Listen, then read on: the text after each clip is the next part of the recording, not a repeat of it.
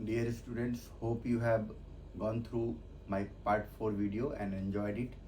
Now to expand further, let us understand what is adjoint and inverse of matrix. Our topic will be today based on these two concepts. So let us understand what is adjoint. Adjoint, basically, first of all, adjoint of a matrix is defined as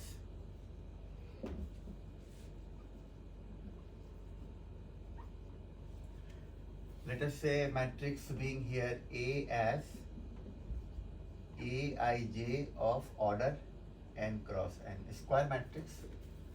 So it will be transpose of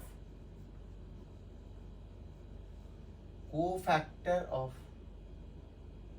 the same matrix n cross n, where Aij is cofactors of Aij. It is denoted by Adj of A. We have studied in the last video, we have understood what are minors and cofactors. So here first you try to go through that video and then only you will acknowledge what is exactly adjoint. Let us take a general square matrix of order 3. A being a square matrix, let us say the elements over here will be A11, A12, A13, and similarly A21, A22 and A23. And here we have A31, A32 and A33. Now this is a square matrix of order 3. So every respective element will have its cofactors. So let us name them by capital representation of the position. So we write here adjoint of A will be another matrix formed by the cofactors. So A11, A12, A13.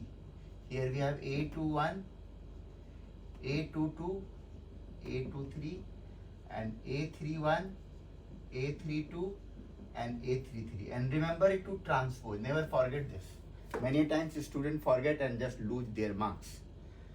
So what we have acknowledged over here, adjoint of a matrix is transpose of the given square matrix. And transpose of what? Cofactors of each element. Let us say, for example, let us take a matrix, square matrix of order 2. So let us say 1, 2, 3, 4. Now we want to find the adjoint of this matrix, right? So let us first of all we'll calculate in the order, that is the cofactors with respective positions. We generally write in the same fashion as that of the element so that we don't confuse. So A21 and here we have A22. In the last video I told you how to find the cofactors, taking in consideration the sign of that element, particularly by finding out the minors and taking the sign according to the position. If it is even, we take positive. If it is odd, here and here, for the 2 cross 2 matrix, we take negative sign. So let us take the cofactor of 1, 1 position. So we'll leave this, we have 4 over here.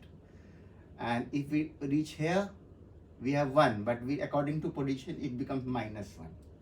Now also try to understand, if we are here, the cofactor of this position A21 will be 3, but we'll write -3 because of odd position of the element. Similarly, if we are here, that is A22 position, we take 2. Now we have got the cofactors. Now let us transpose this. Transpose this means adjoint A is to be written as, what we mean, A11 will remain here, A12 comes over here, A21 will shift here and A22. Diagonal elements do not change in a square matrix while you transpose. You are already aware all of this in the previous illustrations. So what we ought to write here, adjoint of A matrix will be given as 4 minus 1 likewise, 4 minus 1 and minus 3 and 2. Now also try to remember a very quick answer.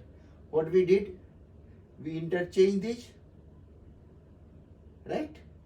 4 went to this corner and 2 went to here, and the minus sign over here. So don't remember the minus sign, just keep it opposite side. Suppose if you were having minus already over there, then the sign will change. If positive is there, negative you are supposed to take, and negative is there, you are supposed to take positive. So similarly, for the 3 cross 3 order matrix, what we finally write, A adjoint as will transform all row into columns. That is what we mean transpose. So A11, A12, A13. Here we have A21, A22, and A23. And here we have A31, A32, and A33. See, I have represented capital A as cofactors as said earlier, and small a as their elements. So this is about what is called adjoint of a matrix. I hope you understood it. Yes बच्चों, अब हम लोग देखते हैं बहुत important theorem adjoint से related. क्या कहता है कि किसी भी स्क्वायर मैट्रिक्स को आप उसके एडजॉइंट के साथ मल्टीप्लाई करें, या पहले एडजॉइंट ऑर्डर बदल दें, मतलब पहले एडजॉइंट बाद में मैट्रिक्स लिखें, तो उसके determinant into identity matrix of the same order. यदि ऑर्डर 2 का मैट्रिक्स होगा स्क्वायर मैट्रिक्स, तो उतने ही ऑर्डर का आइडेंटिटी मैट्रिक्स. मान लीजिए, इसको समझने के लिए हम लोग वेरीफाई करने की कोशिश करते हैं. हम लोग मान लेंगे let A is a square matrix, और ये हमारा A11, A12 और A13. यहाँ पे A21, A22, A23, A31, A32 and A33. ये हमारे 3 क्रॉस 3 ऑर्डर का. अभी हम लोग इसके एडजॉइंट की बात किए थे थोड़ी देर पहले. एडजॉइंट ए क्या निकल के आएगा, इसी के को फैक्टर का ट्रांसपोज. तो मैं इधर से लिखूंगा बच्चों A11, फिर इधर से यहाँ लिख देंगे ट्रांसपोज कर करके A12 और A13. इसी तरीके से आपका यहाँ आ जाएगा A21, A22 और A23. Here we have A31, A32 and A33. Notation पे ध्यान दीजिएगा. इसको कोफैक्टर्स के ट्रांसपोज जो कि हमारा एडजॉइंट होता है, करस्पॉन्डिंग एलिमेंट्स का जब भी निकालते हैं इसको ट्रांसपोज करके लिख देते हैं. तो जो एलिमेंट्स इधर से दिखाई दे रहा है उसके कोफैक्टर्स ऐसे ट्रांसपोज होके आ चुके हैं. अब हमने पिछले वीडियो में बहुत इंपॉर्टेंट पार्ट क्या पढ़ा था कि किसी भी मैट्रिक्स का, स्क्वायर मैट्रिक्स का, अपने वो करस्पॉन्डिंग इससे मल्टीप्लाई हो कोफैक्टर से, तो डिटरमिनेंट लेके आ जाएगा. और अदरवाइज किसी दूसरे कोफैक्टर से मल्टीप्लाई होगा तो 0 होगा. तो देखिए बच्चों, लेफ्ट हैंड साइड में जो थ्योरम का दिया हुआ है A इंटू एडजॉइंट A, इसका क्या मतलब है कि आप इन दोनों को मल्टीप्लाई करेंगे. मल्टीप्लाई करेंगे तो कैसा सिचुएशन आएगा, आप इधर से हॉरिजेंटल जाएंगे, इधर से वर्टिकल आएंगे. तो क्या हो रहा है, अपने रिस्पेक्टिव पोजीशन का एलिमेंट अपने करस्पॉन्डिंग कोफैक्टर्स के साथ मल्टीप्लाई हो रहा है. तो ये एडअप होकर के आपको एक डिटरमिनेंट दे देगा अपने इस स्क्वायर मैट्रिक्स का. तो यहाँ पे आपका A का डिटरमिनेंट आ जाएगा. और मैंने कहा था यही चीज यदि किसी का रो और किसी दूसरे के साथ मल्टीप्लाई हो रहा हो, रो आपने ये लिया और इनके कोफैक्टर के साथ करस्पॉन्डिंग वैल्यू को मल्टीप्लाई करके ऐड करेंगे, हमेशा 0 आएगा.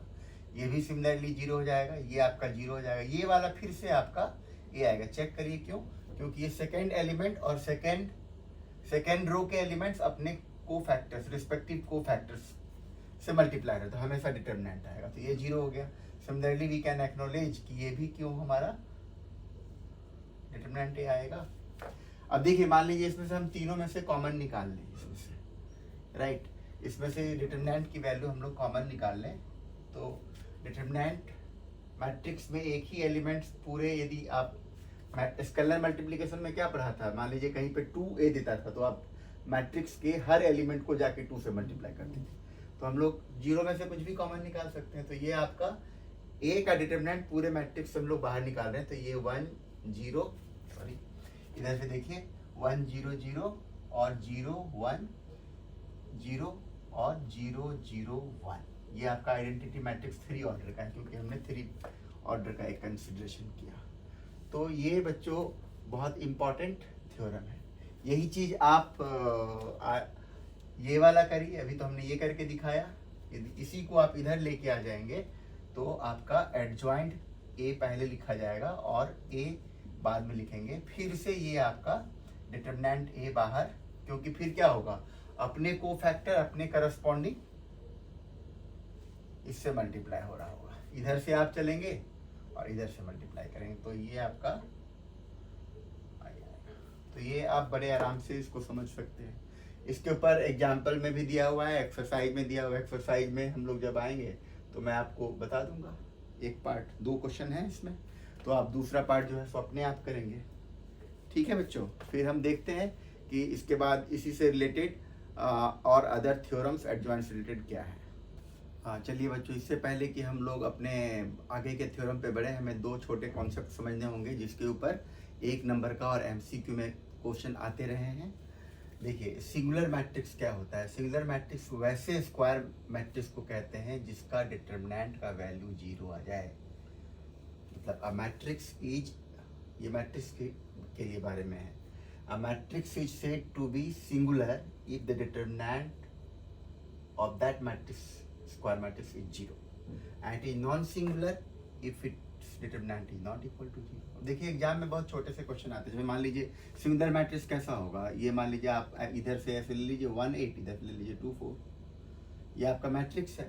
अब इसका जब आप डिटरमिनेंट निकालेंगे तो डिटरमिनेंट निकालिए, इसको मल्टीप्लाई करिए, 8 - 8 इज इक्वल टू 0।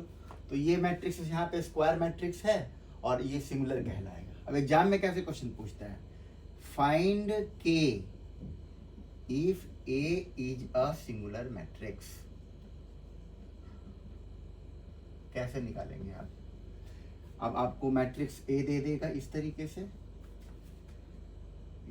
1 8 के और 4 निकाल लिया। तो आप अपने कॉन्सेप्ट को नहीं भूलेंगे।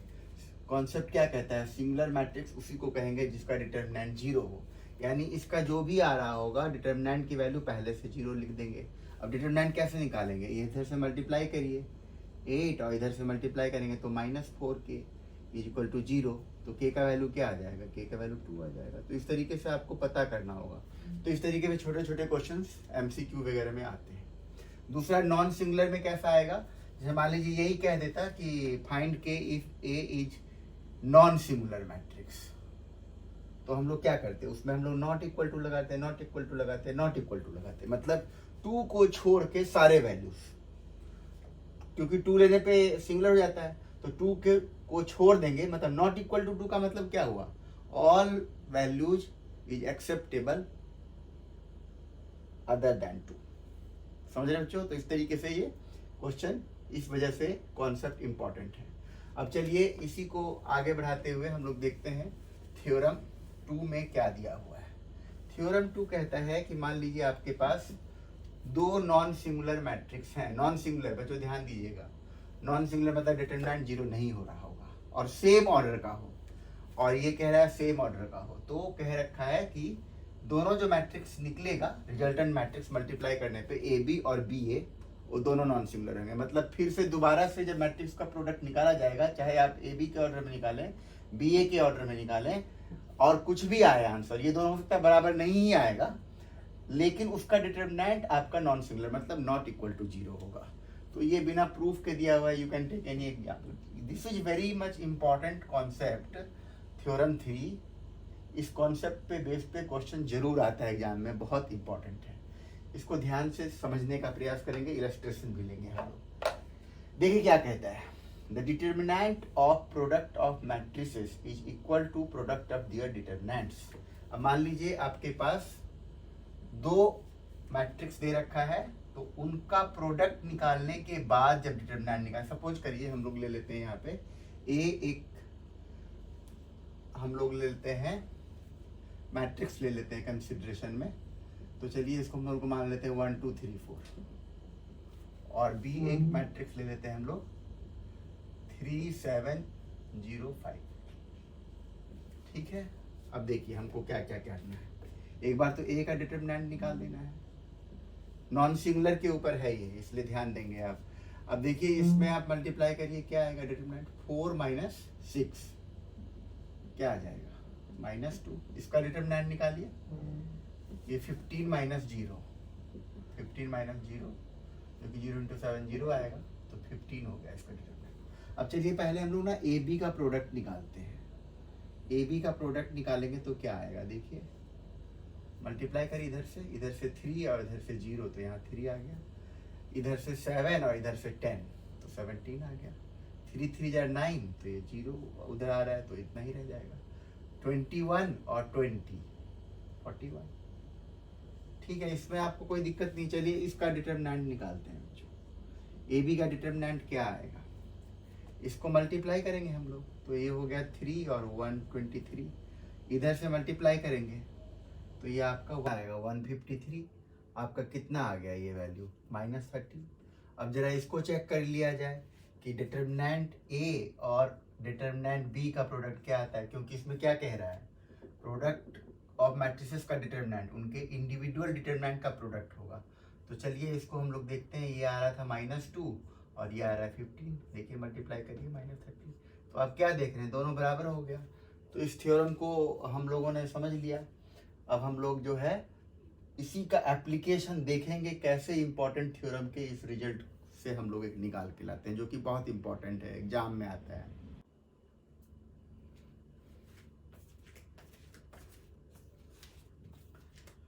यस स्टूडेंट्स, अब हम लोग देखते हैं थ्योरम कैसे, फर्स्ट वाला थ्योरम इस थ्योरम पे बेस्ड है और एक बहुत इंपॉर्टेंट रिजल्ट जो हमारे एग्जाम में जरूर आता है। अभी देखिए हमने आपको फर्स्ट थ्योरम में एक्सप्लेन किया था कि A इंटू एडजॉइन A आपका डिटरमिनेंट A इंटू आई, यानी identity matrix of the same order. तो यदि आप इस I को इलेबोरेट करेंगे तो थर्ड ऑर्डर का ये लिखा जाएगा, और ये आपका एक नंबर है डिटरमिनेंट। मैंने आपको हमेशा बताया कि ये एक नंबर होता है, तो आप जाके इसको मल्टीप्लाई करिए, स्केलर मल्टीप्लिकेशन की तरह होगा, जाके ये हर से मल्टीप्लाई होगा, क्योंकि इन सब जगहों पे 0 है तो ये इधर 0 हो जाएगा, बाकी आपके डायगोनल में 1 है तो वहाँ पे डिटरमिनेंट आ जाएगा। अब देखिए बच्चों, अब हमें क्या करना है, इस थ्योरम के रिजल्ट को अप्लाई करना है। ये थ्योरम क्या कहता है कि दो मैट्रिक्स के प्रोडक्ट का डिटरमिनेंट उनके इंडिविजुअल डिटरमिनेंट के प्रोडक्ट के बराबर होगा। तो यहाँ पे ये दोनों मैट्रिक्स है, ये भी मैट्रिक्स है अभी। तो अब इसका डिटरमिनेंट लिया हमने, तो क्या होगा, इसका डिटरमिनेंट लेना होगा। इसका डिटरमिनेंट निकालिए आप, इधर से एक्सपैंड कर दीजिए। तो ये आप लेंगे तो इसको छोड़ना होगा, इसको मल्टीप्लाई करेंगे तो A² और बाहर एलिमेंट A है तो A³ आ जाएगा, बाकी जगह 0 है तो लेना नहीं है हमें। इधर देखिए थ्योरम अप्लाई करिए, क्या होगा, ये यहाँ पे दो मैट्रिक्स का प्रोडक्ट का डिटरमिनेंट है तो उनके इंडिविजुअल डिटरमिनेंट के प्रोडक्ट के बराबर आएगा। अब ये जो बराबर आ रहा है, इसका ये मतलब होगा ये डिटरमिनेंट एक को कैंसिल कर देगा पावर को, तो पावर 2 आ गया। यानी किसी भी स्क्वायर मैट्रिक्स के एडजॉइंट का डिटरमिनेंट, ध्यान दीजिएगा बच्चों, दिस इज एडजॉइंट का डिटरमिनेंट। आप ये सारा कॉन्सेप्ट याद रखिए कि एडजॉइंट कैसे निकाला जाता है, कोफैक्टर को ट्रांसपोज करके। तो ये हमारा A² आया, 3 ऑर्डर का था। तो इन जनरल हम लोग एक कॉन्सेप्ट बनाएंगे यहाँ पे, जिसके बेस पे एग्जाम में, बोर्ड एग्जाम में एक क्वेश्चन जरूर आता है, 2 नंबर में चाहे आ जाए, 1 नंबर में आ जाए, MCQ में आता जरूर है। इसलिए एडजॉइंट का determinant is equal to determinant की पावर में n-1, और यहाँ पे n क्या है, order of the square matrix. यहाँ पे ऑर्डर 3 था, इसलिए ये अपने आप 2 आ गया। समझ रहे बच्चों, तो इसलिए ये आपका ये कॉन्सेप्ट बहुत इंपॉर्टेंट है।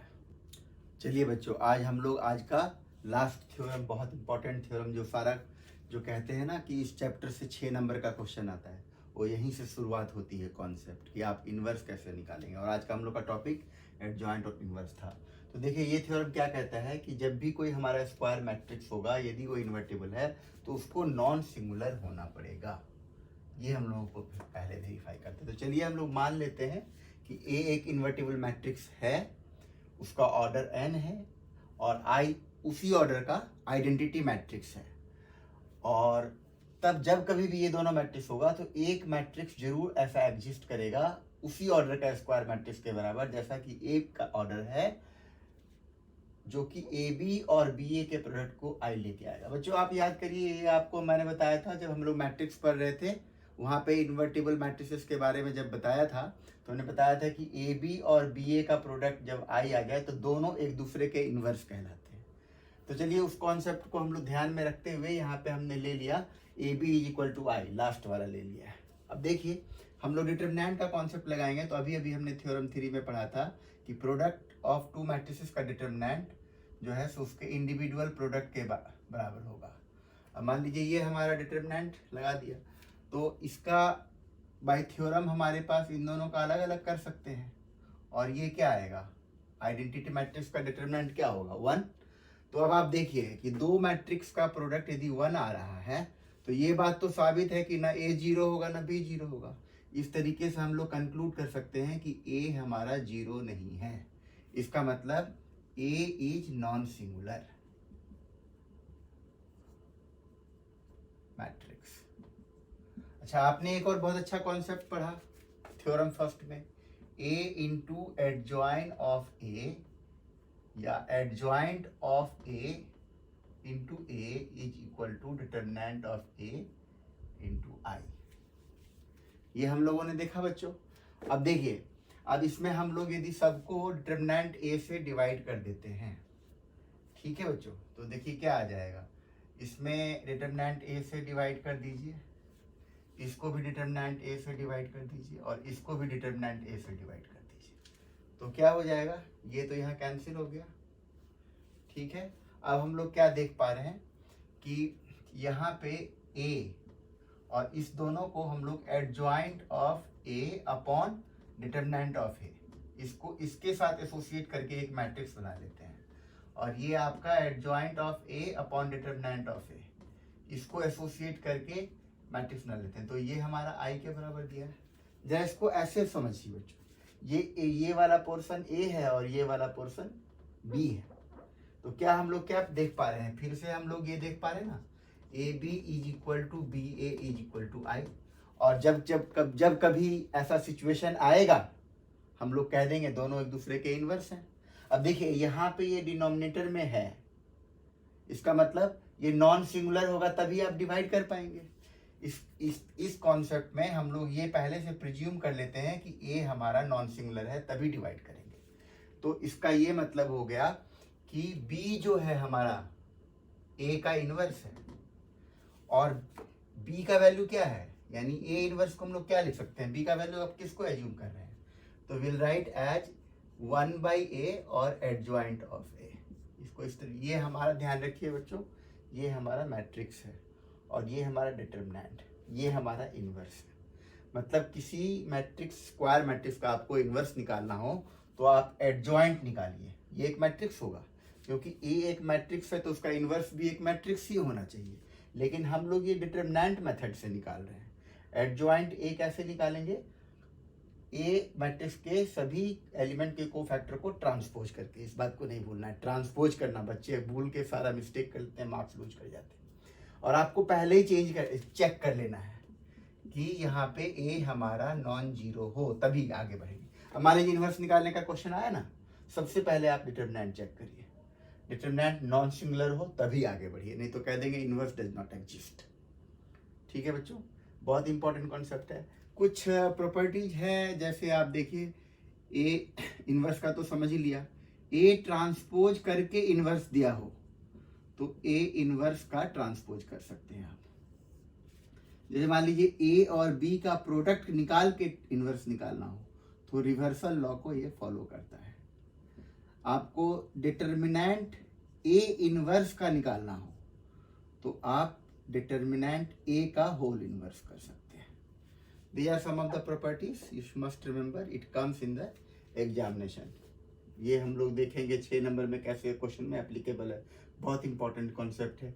ये भी 4 नंबर में 3 ऑर्डर का देके वेरिफिकेशन के लिए आता है और ये हमारे MCQ रिलेटेड है और ये आते रहे, 2017 में भी आया था, 18 में भी आया था। तो बहुत इंपॉर्टेंट कॉन्सेप्ट है, ये हमारे NCERT के MCQ में भी दिया हुआ है। तो ट्राई टू रिमेंबर कि हमारा इतना इंपॉर्टेंट कॉन्सेप्ट स्टार्ट हो गया है, इसको आप अच्छे समझेंगे, बार बार देखिए, नहीं समझ में आए पूछिए।